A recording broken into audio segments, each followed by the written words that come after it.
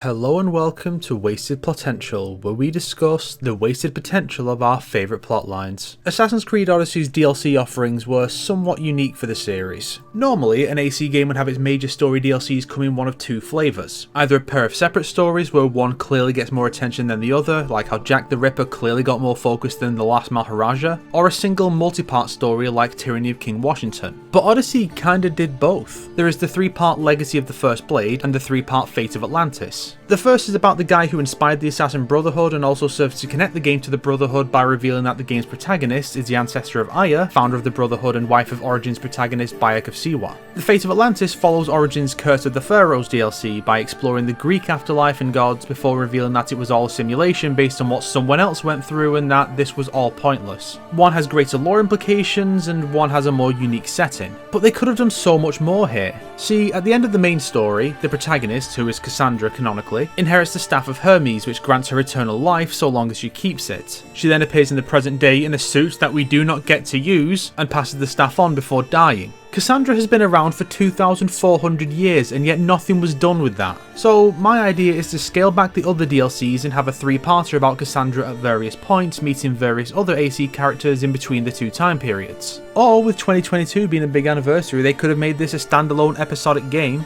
I swear I've had this idea for over a year but didn't get around to making this episode until now. And now that we have the Valhalla DLC doing something similar, I had to rush to get this idea out before anyone accuses me of just claiming Ubisoft's ideas as my own. The way I see this working is that for each episode, a portion of the world map would be isolated and given an update to depict the passage of time. Some towns get bigger and more modern, while others fall into ruin. The first episode naturally sees Kassandra meeting Aya. Aya is her descendant and the founder of the Brotherhood, so this is the perfect setup. Aya comes to the Greek world to establish a branch here and see the land of her ancestors. Kassandra becomes aware of this and decides to keep an eye on her and send some potential recruits her way. Maybe we have a current friend of Kassandra's being sent to watch over Aya. The two ladies eventually meet and start working together directly. At the end, the two depart as allies, maybe Kassandra even being an official assassin by now, and she departs after dropping a hint as to her identity, which is a revelation for Aya, a la the ending of Prince of Persia: The Sands of Time. The second sees Kassandra assist Ezio Auditore as he makes his way to Masyaf. That may seem a bit random, but Ezio did stop off on the island of Chios, where the Daughters of Artemis are based in Odyssey, on his way, giving us a good setup for the story.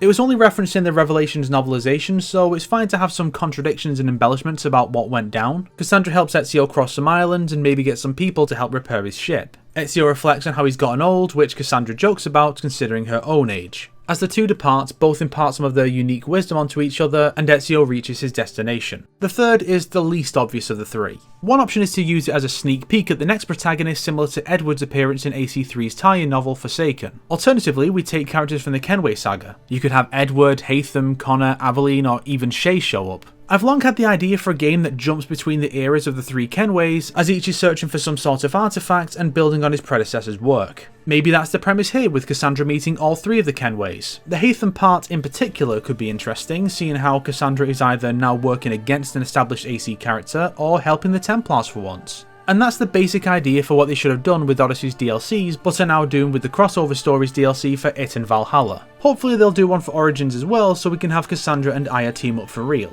And on that note, why wasn't Kassandra the assassin character included in Watch Dogs Legion? That would have been so much more interesting until I recruited a street magician and refused to use anyone else for the rest of the story. If you liked this video, why not subscribe and support me on Patreon like these fine people here? If not, then make sure to share it with your enemies so they can suffer along with you. Today's recommended video is Let's Compare Assassin's Creed Odyssey to Real Life Greece by Super Bunny Hop, because it's nice to see some actually creative Odyssey content on this site that isn't just the standard criticising it for its story or gameplay.